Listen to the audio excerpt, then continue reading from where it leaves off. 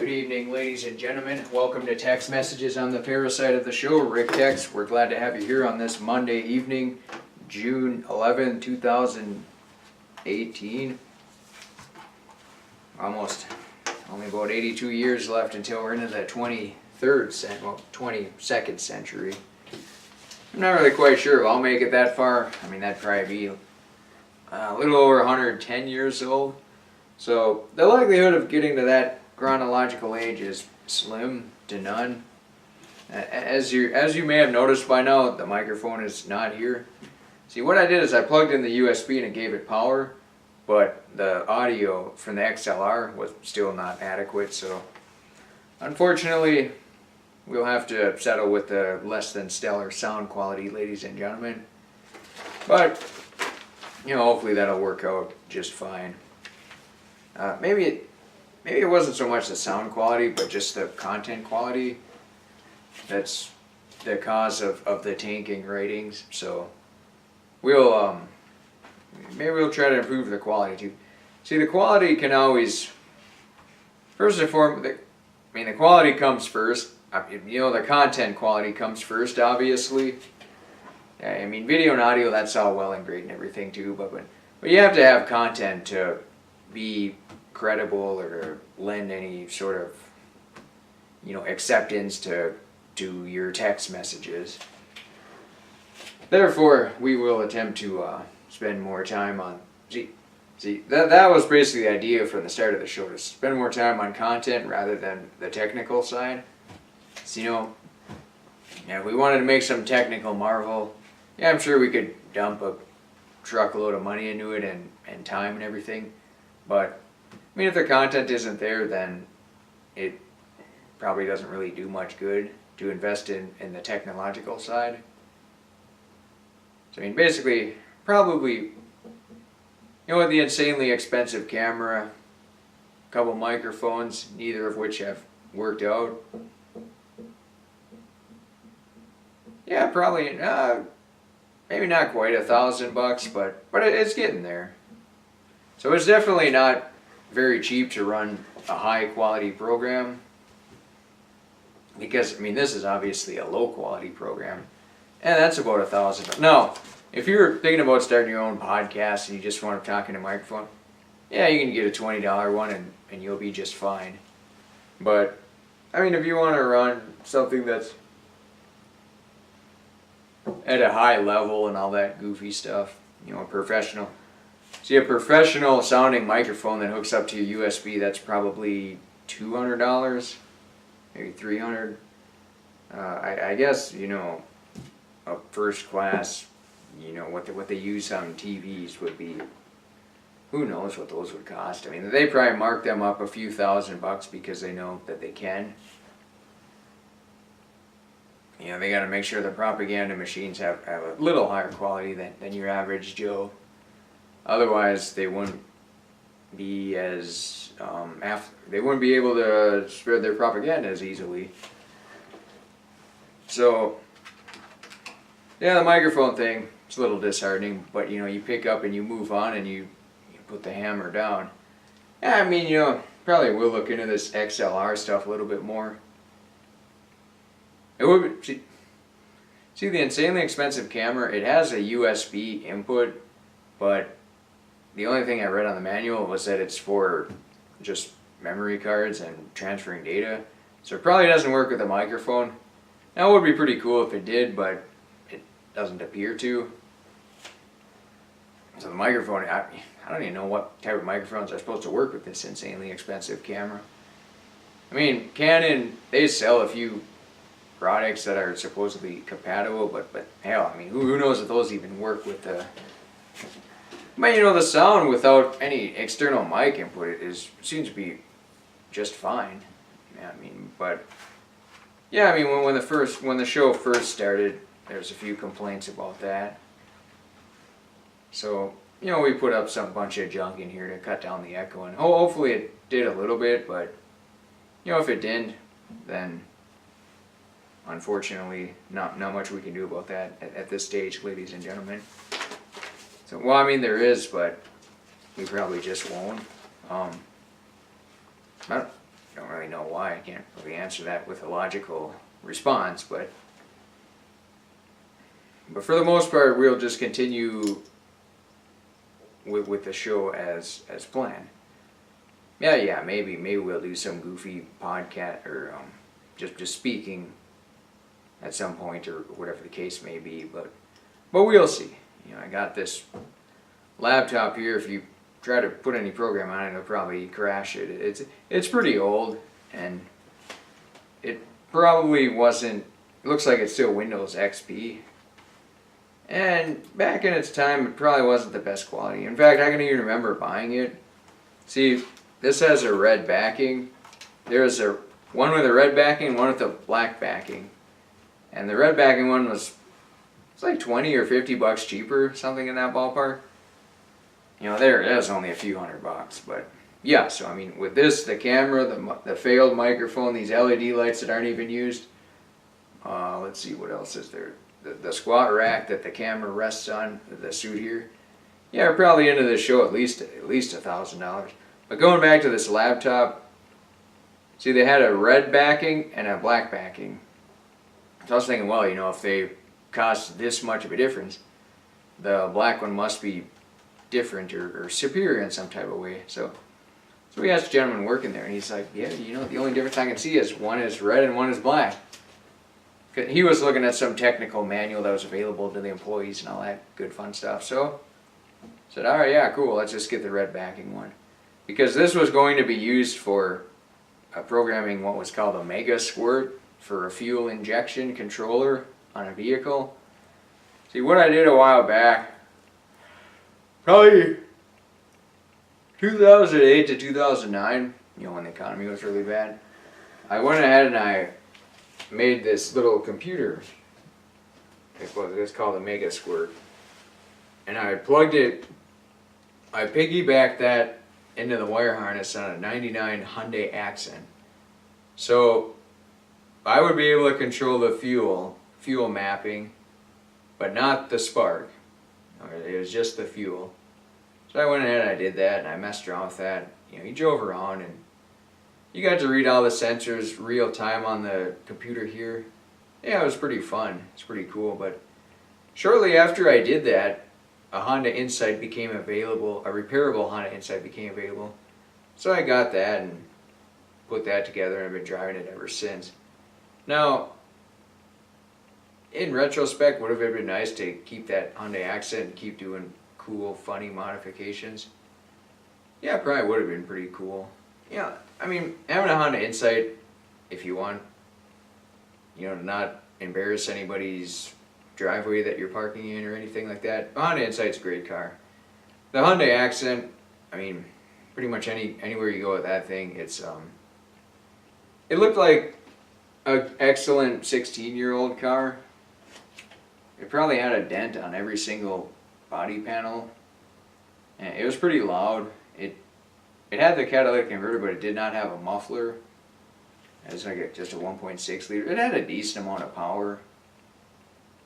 Now the problem was the gentleman before me put these big rims on it. See, he put rims from a Hyundai Elantra on it, so they were a lot bigger than they should have been. And that sort of cut down on the car's acceleration a lot.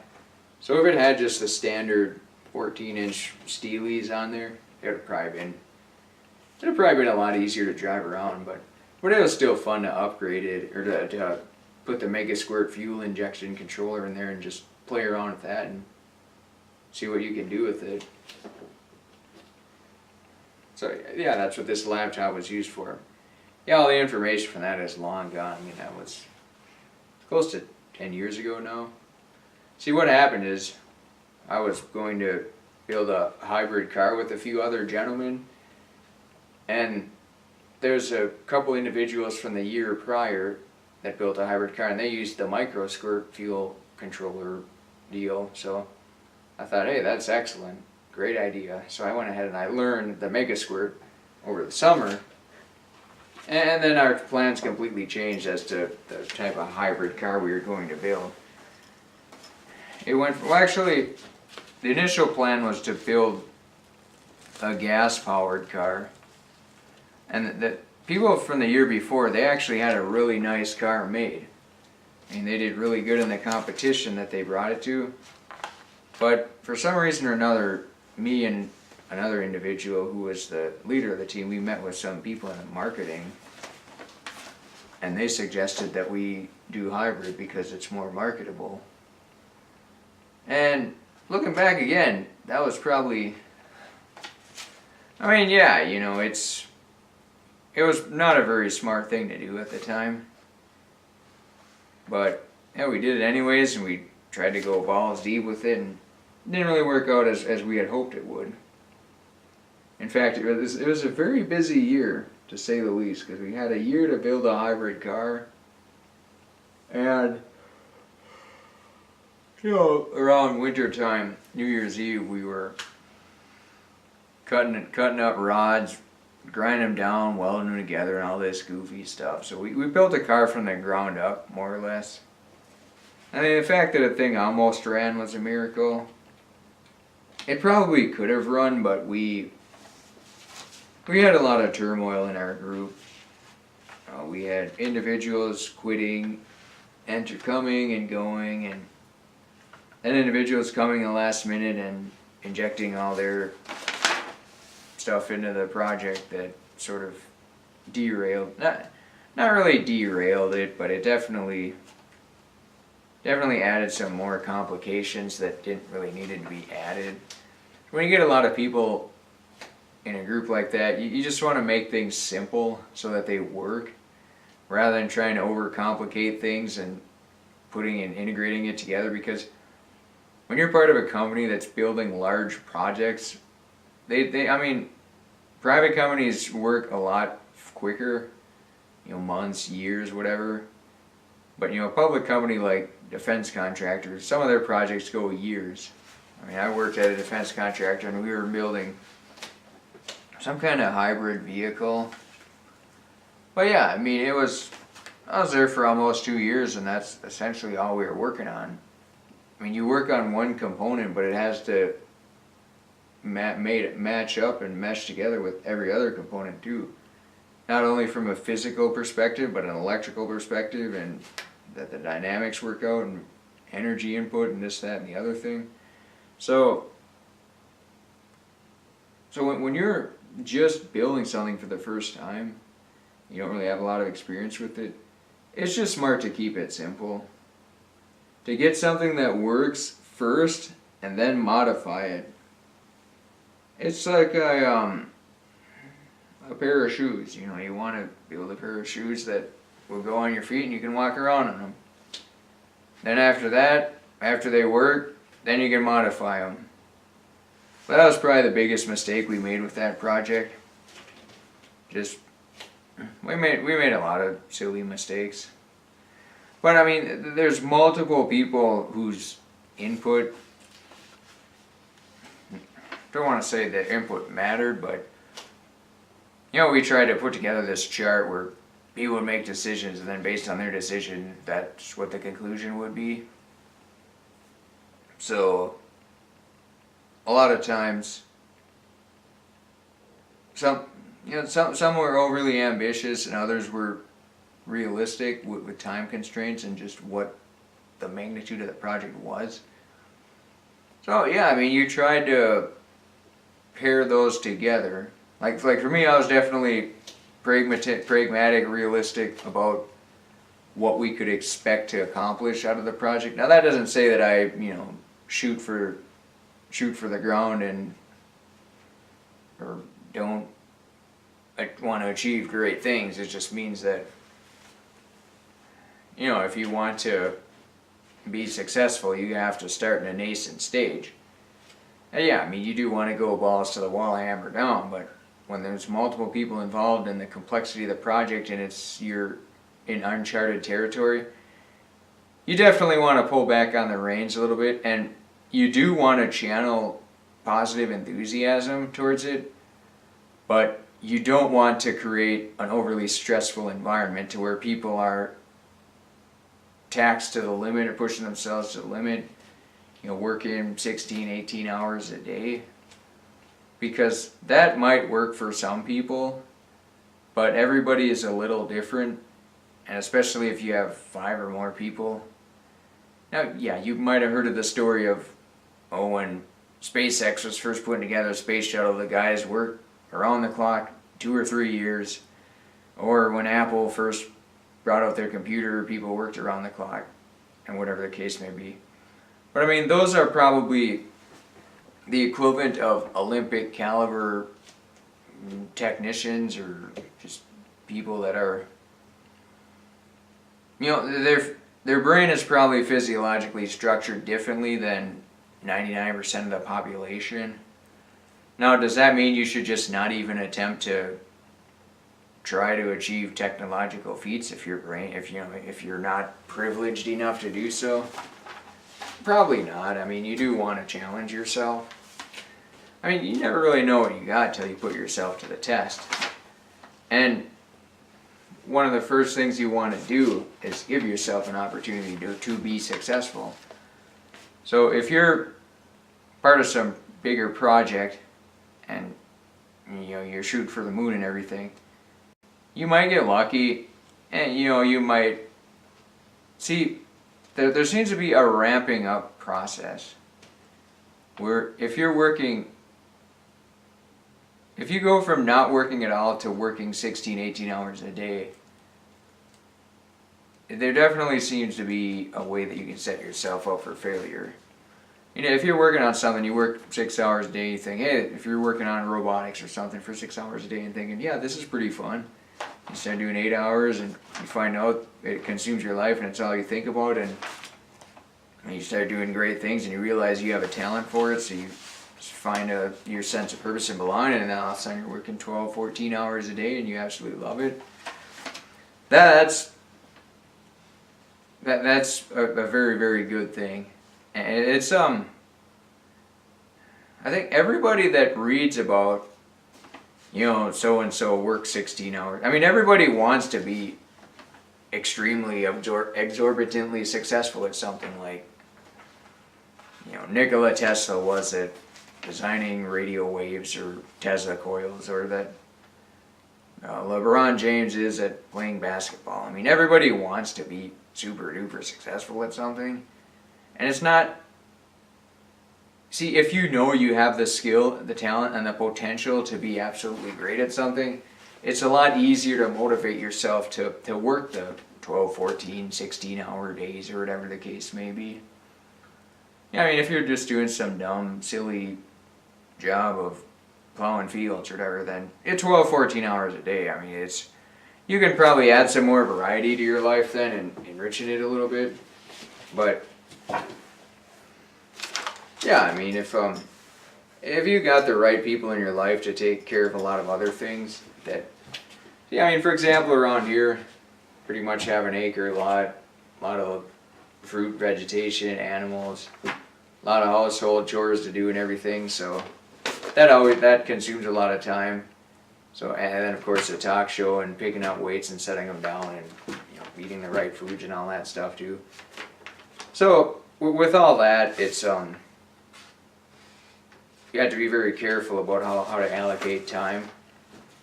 So, when I did have a job over in St. Paul, which was probably about an hour drive from here, it was just out of range of being tolerable based on the time that was available to me. Because I'd wake up 4:30 in the morning, wouldn't get home till about probably 4:30 depending on traffic, and unfortunately couldn't really ever stay late for work, because that would mean adding on about a half hour of travel at least. So I mean, it was the job that's better suited for somebody else, but yeah, I mean, based on the time constraints that were there, then you come home and try to do everything you needed to do. I mean, the yard was getting out of control. Weren't always washing dishes, so they would smell really bad. And didn't really have much time to pick up and set down weights, so then my own weight went down significantly. So I mean, that's why it's important to know where you are in life, and know what your limitations are, or what you can be great at, And you know, just being healthy is one thing too. See, if you know you have an absolute talent for some type of design work, then you can certainly put yourself in that arena and you know, buy a condo right next to work that's low maintenance and you don't have to do a damn thing. So you buy a condo right next to your work. Maybe you gotta wash dishes every once in a while, but that's about it. But for some of us, especially those who are maybe digestively challenged, then we need to seek out ulterior activities such as, you know, raising animals or raising our own food and all that stuff to maintain a good balance of health and to keep that control. Because plus, you know, if you're not really sure whether you have talent for something or another, it's to dedicate an inordinate amount of time to it is just a very inefficient use of time. Now, yeah, if say I get a race car, for example. I mean, if you dedicate an inordinate amount of time for that and you start to win races and all that stuff too, then yeah, maybe it's worth it. But at the same hand too, I mean, if you dedicate a few hours and just have fun with it and go out once a week and keep it as a hobby, then yeah, it's probably far more enriching towards your existence. So that being said, we're going to have to come up to a break here pretty quick, ladies and gentlemen. We might have some other shows in the near future. Not really sure yet. We're just trying to get through these shows, ladies and gentlemen. Trying to make you healthy again, make you great again, make Elk River great again, and Minnesota great again. Yeah, I mean, we have been hitting some bumps in the road again, but we hit them before, and you just keep on pushing. As long as YouTube doesn't ban or censor us, then we should be good. So with that being said, you're listening to Tex Messages, and we'll be back in, looks like it'll be about 5-minute break here.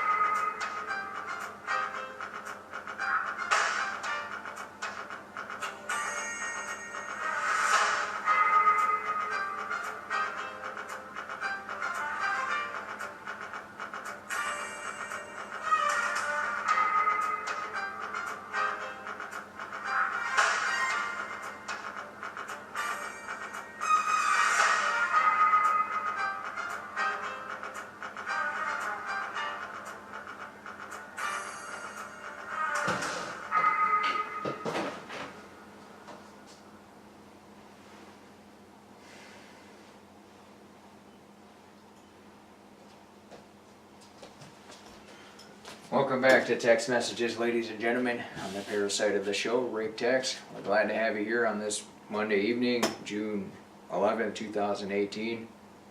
Broadcasting out of Elk River, Minnesota. Got some rain today. It's good to see some precipitation.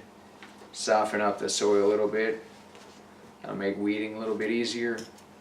With the clay soil like the stuff we got out here, though, it takes a bit more than just a slight shower. I mean, to penetrate deep enough into the soil to get most of the roots out, you probably need one of those good full days of just off and on rain. And then the following day, the soil is usually saturated enough to where you can yank out all the weeds and have a good time doing it as well. Alright, we're going to look into some research articles here. One of the observations that's been made lately is that homeschooling is beginning to skyrocket. Now, for about 5 years, I used to work in a profession that came across individuals both from public, private, and homeschool. And some of these private schools were very, very small. They would only have a dozen kids, and obviously the homeschool just passed the kids at home. But there is an obvious difference between homeschool and public school children. Homeschooled were usually more respectful. They're more, some of them were reclusive, but some were pretty social. They're just well-meaning, morally upstanding people that were just great people to be around. I mean, they were fun, energetic, and they weren't afraid to be themselves, basically. Whereas a lot of individuals in the public school sector, they basically feel the need to conform to some type of behavior patterns. Now, I don't know if it's determined by the school or by 1 second. It looks like we got someone at the door here, ladies and gentlemen.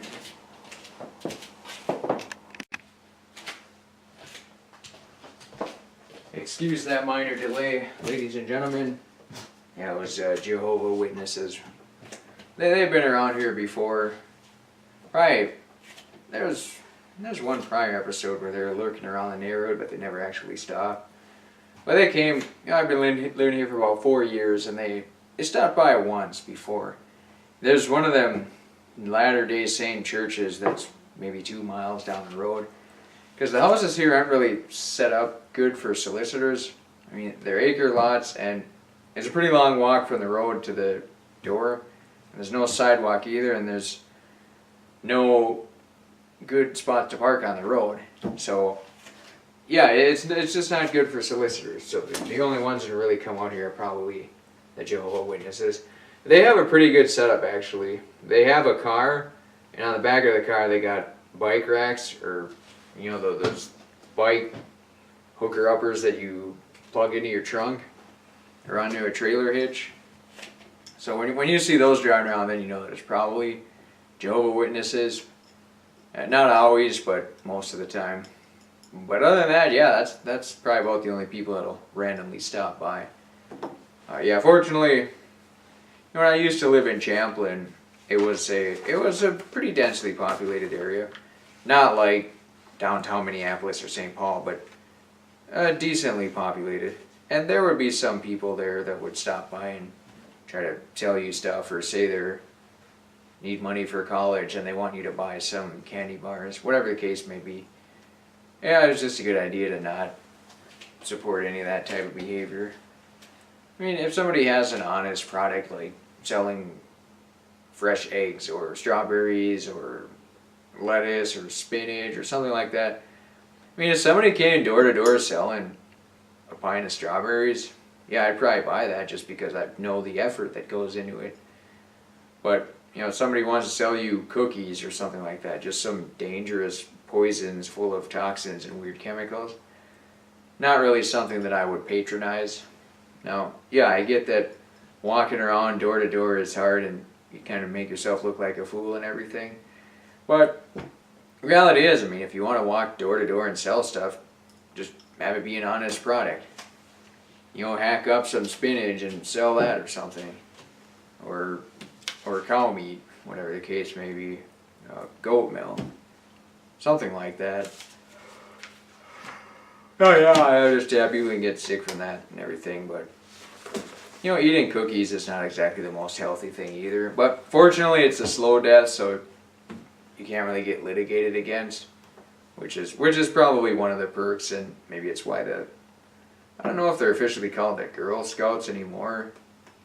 They might just be Scouts or Z Scouts or whatever the gender obfuscation is, but yeah, whatever the case may be, Girl Scouts, Boy Scouts, Cub Scouts, never really paid much attention to any of it. I mean, you hear about the Boy Scouts occasionally when there's some big orgy fest or whatever the case may be, or some guy gets accused of pedophilia, but it's probably the only time you really ever hear about the Boy Scouts. No, I guess I don't really watch news very much anymore, so maybe there is more instances of it, but that's really all that I can think of. So getting back to the homeschooling, yeah, a lot of people homeschool their kids around St. Cloud in that area.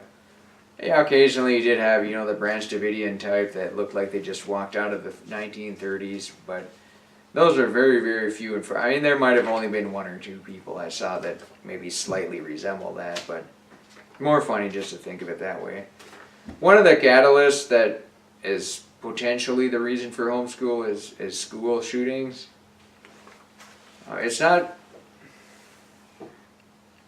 See, one of the consistencies among school shooting is the shooter is always on some psychotropic drugs or has some unstable family background and everything too.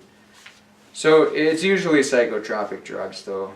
I mean, even if somebody is in an affluent suburban neighborhood, whatever the case may be, or even an urban neighborhood that's affluent and all that good stuff, they're on psychotropic drugs.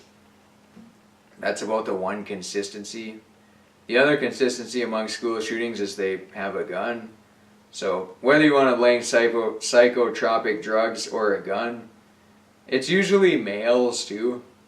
I mean, females, there might be a few instances where they've done school shootings, but by and large it's usually done by males on psychotropic drugs with guns. So I mean, yeah, I guess you can blame them 3 items there. For the most part though, yeah, a lot of people...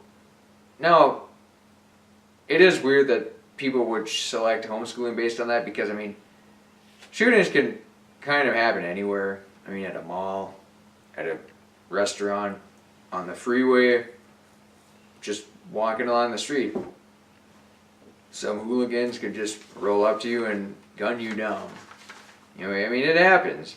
Not very often, thankfully, but it does happen. Sometimes people do it with paintball guns too, just for fun and games. Another instances is violence, bullying, and unsafe environments. Now, back when I went to high school, knives, guns, and basically anything that looked like a gun, you're gonna get expelled for a year if you had it. If you brought a squirt gun to school, you would probably get expelled for a year. And if you brought a knife to school, even if you brought it to the parking lot, you would get expelled. We had a foreign exchange student once. He was bragging about how he got this sweet knife and he brought it to school and he was bragging about it to people. Fortunately, none of the teachers saw it, but when he was showing it to me, the first thing I was thinking was like, I don't really know what happened as a foreign exchange student, but yeah, you really can't show that to anybody else. So, yeah, fortunately he didn't get in trouble for it, but he was just naive. He came from some other country, so I mean, it doesn't mean that other countries just bring knives to school and knife people all the time. It's just he didn't understand the rules or the severity or why weapons are so looked down upon in American society. He probably figured that everybody had a gun and a knife in America based on stereotypes and everything like that. I mean, bullying, it's pretty important to know your weaknesses or how you're perceived in a, basically in a neutral environment. So I mean, if you just hang out with your parents all the time, yeah, they're gonna tell you you're great and everything. But you know, if you want to be a good and strong, successful person that can find your sense of purpose and well-being and propagate your DNA and all that stuff, it is important to know some of your shortcomings. And usually people you don't like will point them out for you, will gladly point them out for you. You don't necessarily have to ask, they usually will just volunteer to do it. So that definitely helps as a way to better yourself. That's probably one thing you'll miss out on in homeschooling. But homeschooling does seem to have significant other benefits. Nowadays, when we have all the information we need at our fingertips, right here, I could probably find any information we need. And we just didn't have that. 20 years ago, you know, the internet was still, it had the weird colored websites and everything, and it didn't really have a whole lot of information out there. But nowadays, pretty much everything is out there. And some of the other citations for the disdain towards public schools is banning Trump and American flag clothes and things like that. You know, for fear of offending people and whatnot, but yeah, I mean, if you pretty much go to any funeral of an individual over 80 years old, it's probably going to be a lot of American flags there because they most likely served their country in some capacity. So yeah, things are getting a little different now, but yeah, it's just how it is. Like in Germany, you know, it's like that a long time ago. If you fly a flag, you're significantly ostracized and belittled and all that good fun stuff. So we're going to come to a break here, ladies and gentlemen. It looks like we'll be back in about 5 minutes.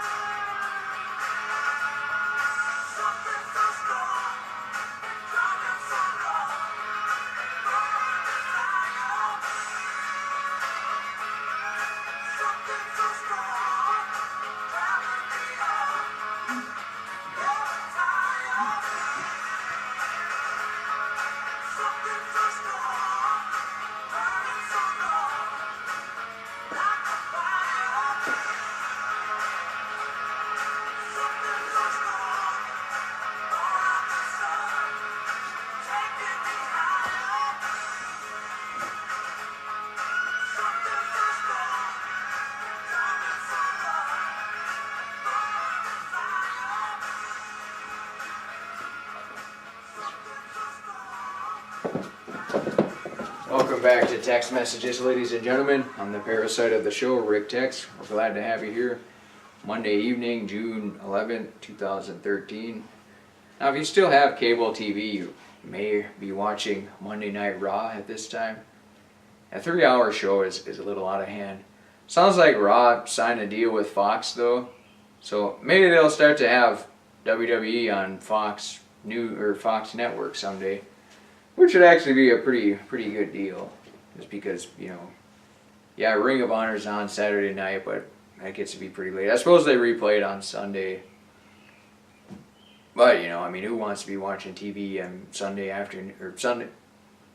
It might be like 11 or 12 o'clock or something like that. So it just doesn't seem like a very advantageous time to watch TV because it's halfway through the day already.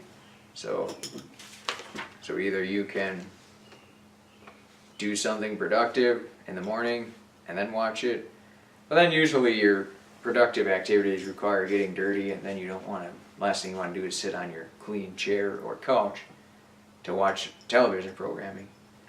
So, and it is interesting that programming is called that just because it programs your brain to think a certain way.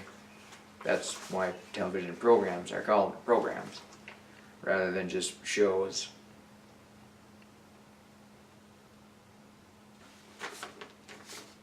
So that being said, ladies and gentlemen, yeah, it would be interesting to do some kind of pro wrestling podcast, but it'd be hard to do that because, it's difficult to watch it now. Not because it's a bad product or anything, but just because it's on cable, and cable is really, it's more expensive than it needs to be, plus who really wants to waste time watching a bunch of TV? I used to watch Star Trek every once in a while, but I try to now, but for the most part, it's just nice to go to bed early, wake up 5 o'clock, and then just get after the day. And then by 8 o'clock, it's about time to wind her down. Plus, it's not really a good idea to be looking at screens before bedtime. That includes cell phones, computers, laptops, cameras, TVs, all that stuff. Now, during the middle of summertime here, it's light out till about 9:30, so it is important to get some type of darkening material inside your bedroom. See, there's this little bedroom at my parents' house, and it's basically completely dark all hours of the day. And it's kind of funny because that's still a remnant from back in about 2002 when I worked overnight at this metal factory. So I'd go in there 10 p.m., work till 6 a.m. For a while I was pretty ambitious and I'd work till 8 a.m. And then I'd come in on Saturdays and work another 10 hours. Yeah, some weeks I'd work 60 hours, but for the most part, 10 a.m., 6 p.m., and it was every other Saturday was required. You worked a Saturday, you could come in on a Sunday and get paid double time. So some people would do that, but it's pretty easy to get burnt out working a lot of overtime. If you got a job where, it's just nice to find balance, to try to challenge yourself to do things outside of work. Yeah, you get paid more money and all that goofy stuff, but in all honesty, if you got everything you need, then it's just a matter of challenging yourself towards new endeavors or finding new things to do, growing plants or swimming or something weird like that. But for the most part, yeah, overtime you get a lot of money and everything, which is great too. That's basically the whole point of working in general. And if you work for yourself too, it's kind of the same way. Say you plow driveways or mow lawns or sell houses. So the more you work, the more you get paid. It's pretty simple, one-to-one. And then the more thought and intelligence that you put into it too. You see the results of your intellect that you put into your own business quicker than you would if you work for somebody else. See, if you work for somebody else and you put in a lot of intelligence and smarts, you will see the results, but it just won't be as readily apparent as when you're working for yourself. When you're working for yourself, say you can figure out a way to mow lawns quicker. Well, now you mow twice as many lawns in the same day and you get paid twice as much and twice as many people are happy. So there's always that too. And if you're selling houses, say you figure out a way to use drones or some other ways to market the houses better and you sell more houses, sellers are happy, buyers are probably happy, you're happy. Whereas if you're working at a company and you find out a way to do your job more efficiently, basically you're just going to use less energy during the day, and that's pretty much it. If you find a way, if you do twice as much work in the same day, see, you're basically paid for your time at work, which there are some jobs where there is incentive pay. For example, the metal factory that I worked at, 10 p.m. to 6 a.m., there were positions at that factory where you could get incentive pay. I mean, unfortunately, I was not involved in that position. But yeah, basically it worked where, if you were a grinder and you grinded a certain amount of castings, you would get this amount of money. So it was good incentive for people to do more work. It almost seems like a no-brainer just to have that in any company you work at. But, like some of these companies, if you're on an assembly line, you're basically, you could say, oh, if you build so-and-so amount of units, then you get a bonus or something goofy like that. Everybody gets a bonus, whatever the case may be. Yeah, I mean, companies, it is strange that companies don't have more of that, or even employee-owned companies or whatever the case may be, where employees share the profits and all that stuff. Yeah, you can say all public companies are that way, but something a little bit more direct. One of the things about that metal, going back to the metal factory again, they had what was called the safety bonus. Remember there was one, I don't know if it was after a month or a week, but everybody in the factory, there's like one injury in the factory, so we all got a $60 safety bonus or something, just for working safe. I mean, that was a pretty cool thing, then people can see that, but one of the problems that it causes, if somebody would get hurt or injured, they would try not to report it. So some of that would go on, but not enough to really make it a big deal. I mean, if production goals were met, if there's some quality goals too, where if there was a low amount of castings that were thrown away or thrown out, that you would get a bonus for that as well. And yeah, I mean, and then with the incentive pay, it was just a place that they seemed like they wanted to respect their employees, but I mean, just the nature of the work was very debilitating, and the air quality was bad, and the temperatures were extremely hot, so there wasn't much you could do. In fact, the section of the building I worked at during winter, you could see your breath at times too, because I think they probably figured that if they got, a super hot furnace heating up these metal castings and all this machinery running, that all that is just going to create enough heat in and of itself that they don't need to really have much of a heater system set up. Plus, they didn't have running water everywhere either. I mean, they probably had running water to some bathrooms in the office, and that was about it. So, I mean, they don't need to worry about frozen pipes or nothing like that. And I mean, they did move around a lot of air though, because that was one of the things too. If you would sweep dust into the air, it would like, pick it up right away, and I don't know where it'd shoot it, probably into some random neighborhood around St. Cloud. But it's supposed backing up to the dark room though. So there's a room at my parents' house that's dark even to this day. It just kept dark all the time, so that you could get home at 8, 9 a.m. and then go to sleep till 5 p.m. and then wake up and get ready to go back to work again overnight. So one of the things that just any room can be like, any room that you sleep in.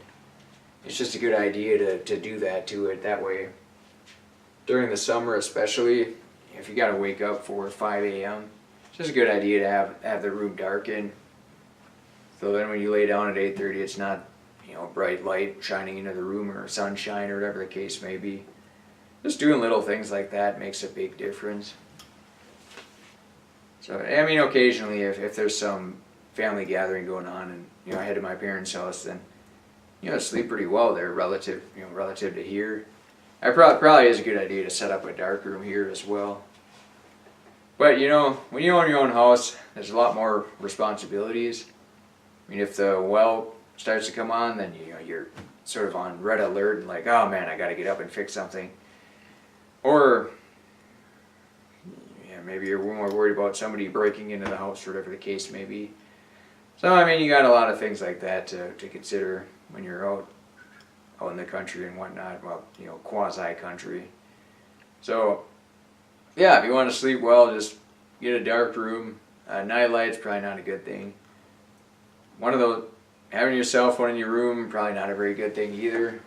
Or a computer, or a TV, or anything. So apparently some people sleep with a TV on though. Yeah, I've heard that.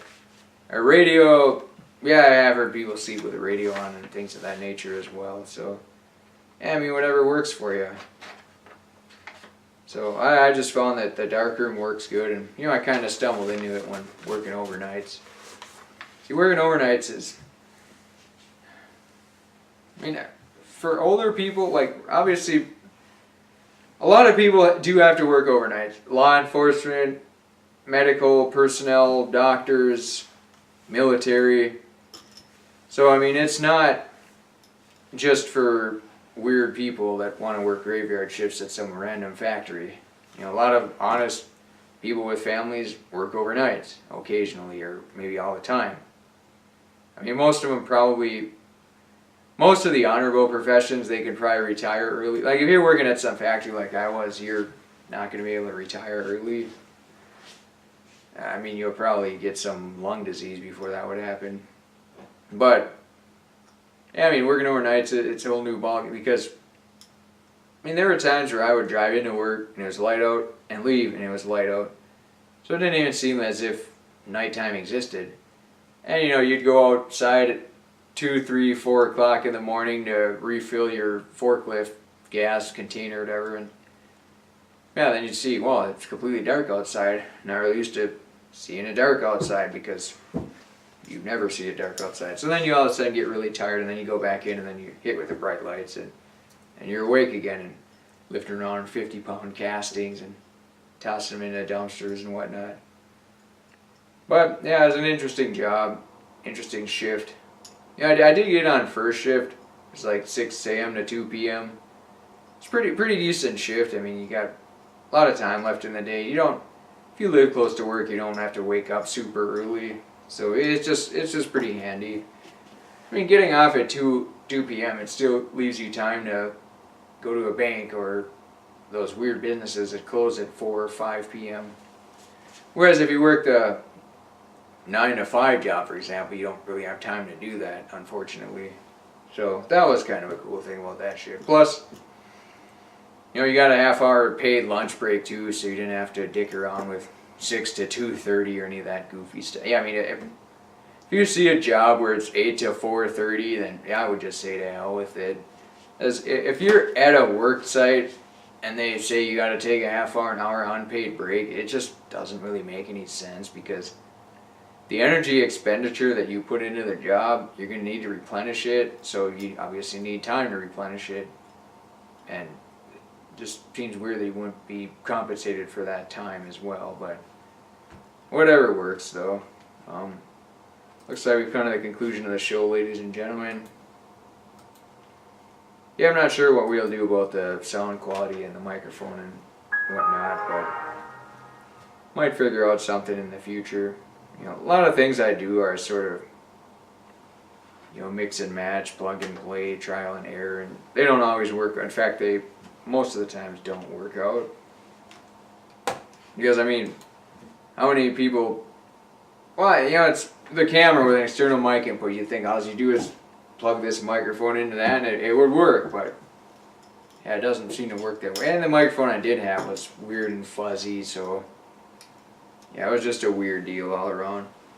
But you're watching Tex Messages, episode 53, and we'll probably be back on Wednesday evening. Got a little out of sync this week, but we'll be back to normal soon, ladies and gentlemen. I don't know when, but someday. So thanks for watching.